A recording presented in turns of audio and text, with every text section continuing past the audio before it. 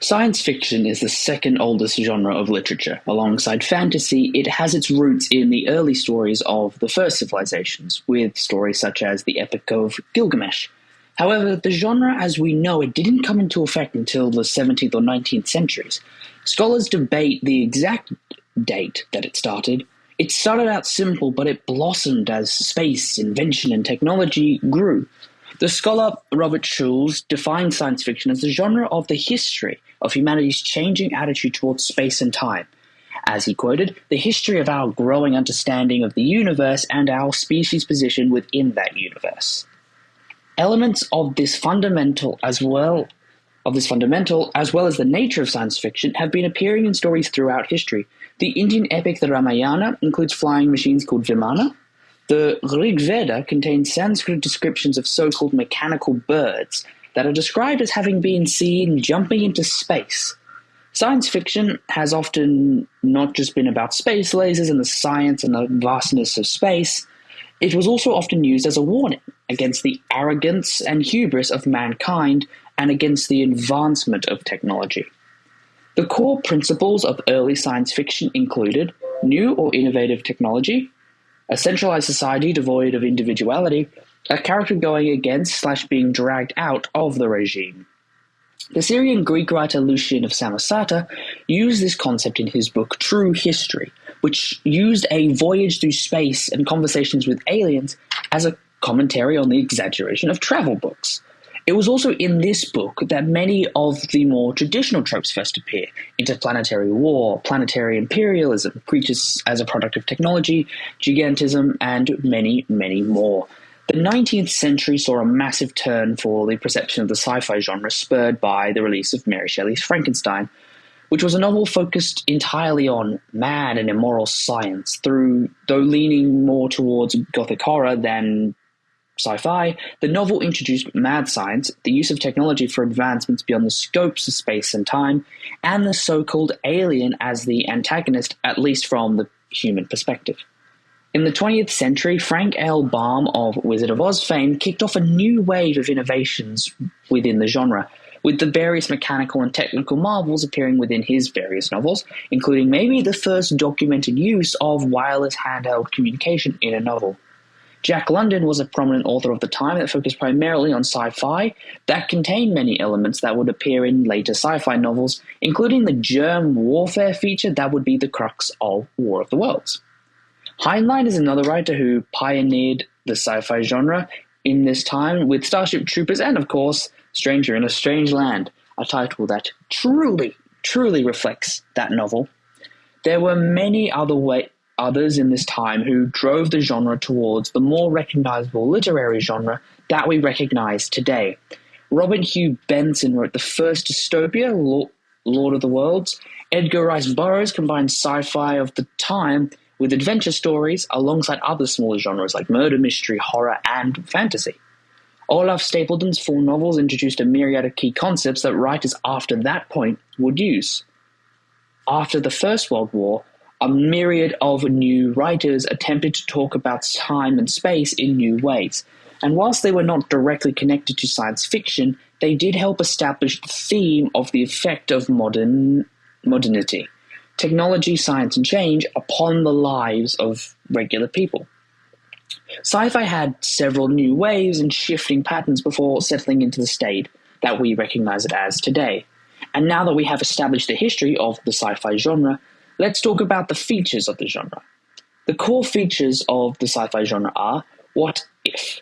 Not the Marvel show, but the question. Every great science novel explores a what if question that sparks the imagination of the writer and serves to drive the story. An unfamiliar setting, sci-fi works well with unfamiliarity, whether that's a different planet, a different galaxy, the future version of our world, or even the past version of our world, or even the present of our world, with a few elements changed to add an unfamiliar element, such as urban fantasy. Innovative technology. Every sci-fi novel mentioned had some sort of innovative technology that is at its center, and it is either the crux of the story or the driving factor behind the plot. Take the lightsaber in Star Wars, for example. Relatable characters, a very common part of most genres, that the characters whether one or more, are relatable to the audience. And of course, themes about humanity, as a surprisingly more grounded genre than fantasy, despite the sort of vast, space-reaching nature of the genre. Every sci-fi story has an element that deals with the nature of humanity, whether that be fear of the unknown, greed and prejudice, or the importance of freedom. Now that those core principles have been established, let's look at the subgenres and how they differ in style from the core principles and some of the novels that fit these particular genres. Space opera. Space opera might be the genre some of you are more familiar with, as it has penetrated society and literature quite heavily. Space genre focuses on grand scale and scope of the galaxy and the universe, with epic adventures and conflicts. However, the stories are very, very character-driven, focusing on their role within the world and the various conflicts of that world, surrounded by a rich and diverse universe. And of course, futuristic technology, including but not limited to weapons and warships and all kinds of warfare-related technology. A few novels from this genre are Timothy Zahn's The Icarus Saga, Brandon Sanderson's Defiant, J.C. Dew's The Relentless Legion, and Beth Revis's How to Steal a Galaxy. Soft science fiction. Soft science fiction is still set in a world of futuristic or advanced technology, but focuses more on the social and human sciences. Soft sci-fi allows for a focus on the cultural and philosophical, whilst keeping the wonder of the futuristic fantasy world and technology created amongst all sci-fi novels. These stories also have an element of character development and relationships at the center of its story. In short, soft sci-fi is the much, much more heavily human-driven side of the sci-fi genre, and a few novels from this genre are Aldous Huxley's Brave New World, Ursula K. Le Guin's The Left Hand of Darkness, Frank Herbert's Dune, surprisingly, and Station 11 by Emily St. John Mandel. Military science. The genre that blends the classics of sci-fi and science fiction with warfare, conflict, and strategy. It goes without saying that this genre contains the usual advanced/futuristic technology. The characters for our story are part of some sort of military hierarchy, and the warfare that takes place is in a sci-fi context. The themes of these kinds of stories are often about elements of camaraderie, sacrifice, brotherhood, and the impact of war. Some of the novels from this genre are Starship Troopers by Robert Heinlein, Joe Haldeman's The Forever War, Pierce Brown's Red Rising, Galaxy in Flames by Ben Counter, Androids, Robots, and AI. These are stories that obviously focus on the non-human side of science fiction, whether it be from a positive or negative perspective. These stories tend to explore the nature of robotics and artificial intelligence, as well as the dangers of advancement into this region of technology. A few novels from this genre are Philip K. Dick's Do Androids Dream of Electric Sleep, Isaac Asimov's I, Robot, The Terminator by Sean Hurston, and James P. Hogan's The Two Faces of Tomorrow. Steampunk. Steampunk is a cool genre that we do not see enough of in more visual mediums. It combines historical settings with more anachronistic technology. Imagine a ton of brass, leather, pipes, glass, and gears, and it has a lot of crossovers with fantasy and time travel genres. Some steampunk sci-fi novels are Leviathan by Scott Westerfield, The Golden Compass by Philip Pullman, The Time Machine by H.G. Wells, and 20,000 Leagues Under the Sea by Jules Verne.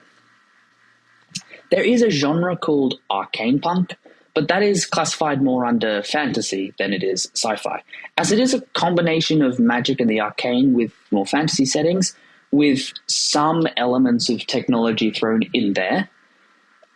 The show Arcane is the only thing I can think of, / the only thing I could find that would be more sci-fi than fantasy, but the rest of the genre is generally classified under the fantasy genre than it is under sci-fi. Apocalyptic and post-apocalyptic. This is where we start to get into the darker side of the sci-fi genre, as there are always those who will use a genre to discuss the dangers of the future, given a present development or existence. These stories depict societal collapse and or oppressive regimes, There are themes of survival, resilience, and resistance. Many of these stories depict this apocalypse as the result of advanced technology and how it has affected society. These stories also explore political, societal, or environmental issues facing the real world and are exaggerated in these future dystopias. A few examples of these novels are The Stand by Stephen King, The Hunger Games by Suzanne Collins, 1984 by George Orwell, and The Handmaid's Tale by Margaret Atwood. Cyberpunk.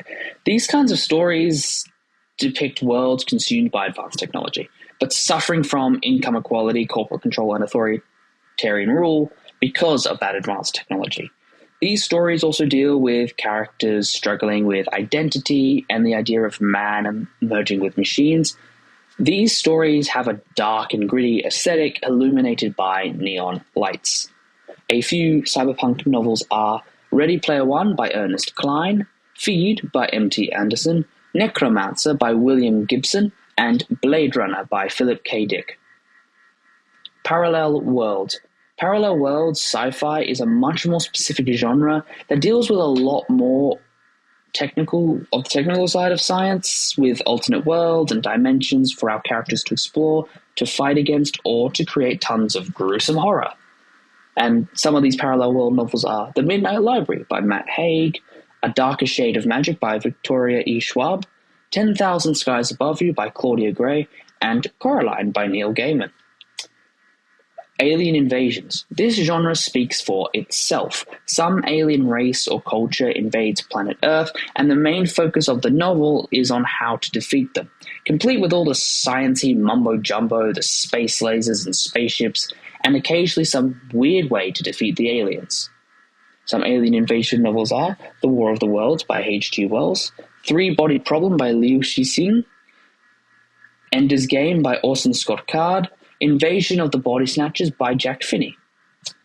Sci-fi horror. What is scarier than the deep, unending vacuum of space? A deep, unending vacuum of space filled with all manner of alien horrors. These stories are weird, so to say, and are filled with usual horror tropes heightened by the cold, dark blackness of space and an endless creativity in horrifying alien designs. Some sci-fi horror novels are I Am Legend and Other Stories by Richard Matheson, Under the Dome by Stephen King, World War Z by Max Brooks, and Twilight Zone by Martin Harry Greenberg. Time travel. Another very specific subgenre that deals with all the shenanigans relating to time travel, ranging from the go back in time and fix one event to save the future, to the more complicated protecting the timeline from those who would use it to threaten our existence. Aside from some sort of technology or power that allows for time travel, there is room for a lot of variation within these stories. Some time travel-themed sci-fi novels are The Time Traveler's Wife by Audrey Niffin, a name that I'm not going to pronounce because I'm scared of it, The Time Machine by H.G. Wells, Slaughterhouse-Five by Kurt Vonnegut Jr., and A Wrinkle in Time by Madeleine L'Engle. So that is the sci-fi genre, a vast and expansive tribute to human evolution and innovation, whilst also serving as a warning of stretching our hand too far into the unknown without knowledge of what is out there or what the future may hold for our development.